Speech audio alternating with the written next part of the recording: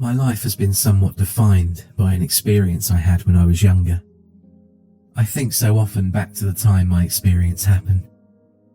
Nobody ever believed my story at the time, so I decided to tell it now, for the world to see.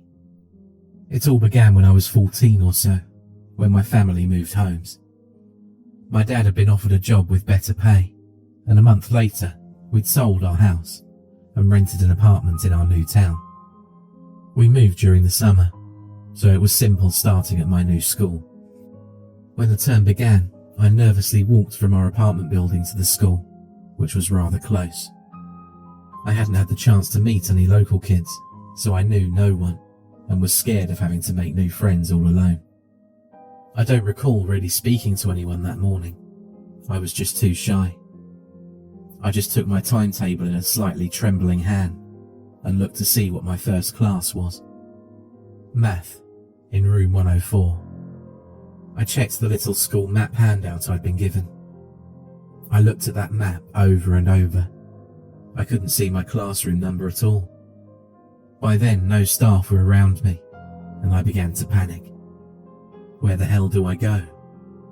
I noticed on the layout of the building that there was a whole section to the right of the school that seemed to have plenty of classroom-sized rooms, but no numbers.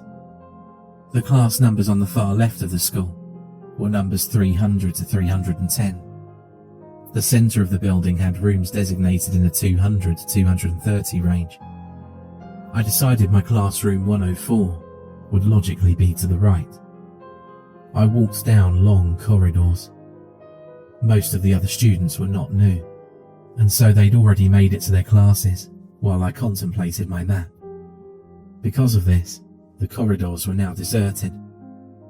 In retrospect, I should have just found the help desk and asked them to give me directions, but I was so shy I'd rather try and do it alone. Anyways, I followed the building layout, and at the end of an eerily quiet and long corridor, my passage was blocked by rather old-looking wooden double doors that didn't open when I pushed. This seemed wrong. Like this part of the building was not meant to be entered. I played with the idea that someone had accidentally shut them, or maybe I just wasn't pushing hard enough. I rammed into the door with my shoulder, and with a scraping sound of metal on wood, they opened. I realised then that I'd broken the bolts on the other side of the door, which were brittle with rust. Horrified at having broken a door lock on my first day, I was about to turn and run from the scene and just ask someone to help me find my class. I obviously shouldn't be in this part of the school. The new corridor was old and dusty. The lockers were all hanging open and unused. A faint smell of mould hung in the air. As I turned, I noticed the numbers painted on the glass windows of the doors along the corridor. The one nearest to me read 100. Perplexed, I checked my timetable again to assure myself that I'd read my class number correctly. It was clear.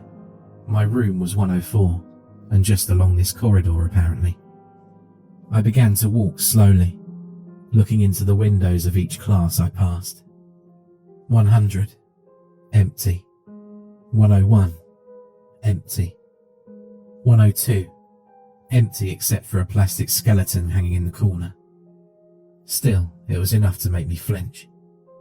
As I checked 103, also empty, I heard the voice of an adult man coming from the room opposite. Room 104. I peeked through the window. Full. Except it wasn't what I expected to see. Sure, there was a teacher, wearing a worn brown suit and a blue bow tie. And there were students, all focused on this teacher sitting apart from one another on old-fashioned wooden tables. What made me pause was what they were wearing. Kids didn't dress like that anymore. It looked like a classroom from an old film or show. The teacher stood beside a blackboard, dusty from chalk. Despite this oddity, I knocked on the door. I assumed the school had a poor budget. The teacher didn't notice my knocking, so I quietly opened the door and walked in. None of the students took their gaze away from the teacher, who also paid no attention to me. I awkwardly apologised for my lateness, citing that I'd gotten lost. I then made my way over to the only free seat in the room and sat down. I felt my cheeks burn with embarrassment. I must have interrupted the class, I thought. The teacher began his lesson a few seconds later rather casually. His name was Mr. Talori. He began to chalk equations on the board and got the class to solve them.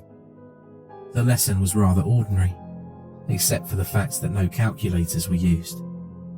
Whenever I raised my hand to answer a question, almost to try and win back favour from the teacher, he ignored it and always chose another student to answer the problem.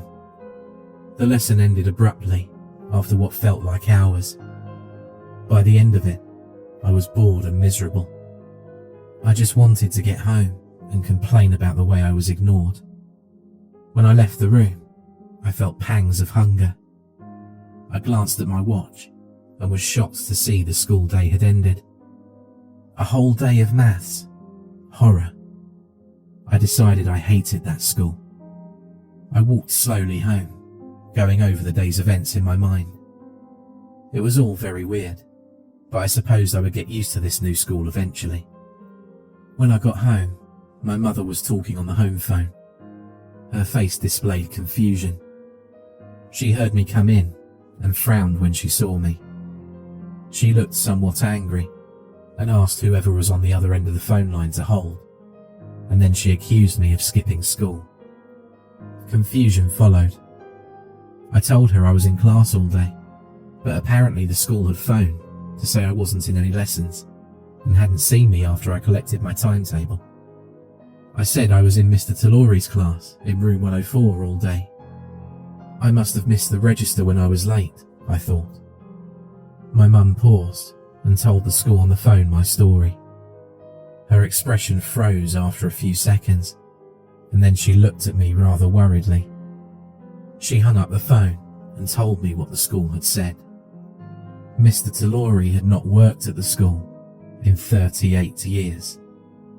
Apparently, room 104 was part of an abandoned section of the school that hadn't been used since a mysterious incident nearly 40 years ago. The school thought I was playing some sick joke. That night, I went on the web to find out if what the school had said was true. Quickly, I'd found old newspaper articles about the strange incident that had been archived. A whole class and a teacher had been taking a morning class one morning and never left. A painstaking search was carried out for weeks, and there was no sign of any of them. Eventually, they were presumed dead, but no one found any sign of their existence, not even the police. An old grainy photo showed the class where the disappearances happened. I recognized it immediately. It was room 104. An obituary showed tributes to the missing people and photos of all that had disappeared. I recognized them too. Mr. Talori and all the students I'd spent a day with. My heart felt like it had stopped. I felt sick. I felt cold to my bones at that moment. After that day, I requested to change schools. Now, years later, I've told you this, my account of what happened to me, which no one ever believed. The reason? Why now? Yesterday, I received a letter in the post. There was no address. It simply appeared through my letterbox. It was a class reunion invite, signed by my old teacher, Mr. Talori.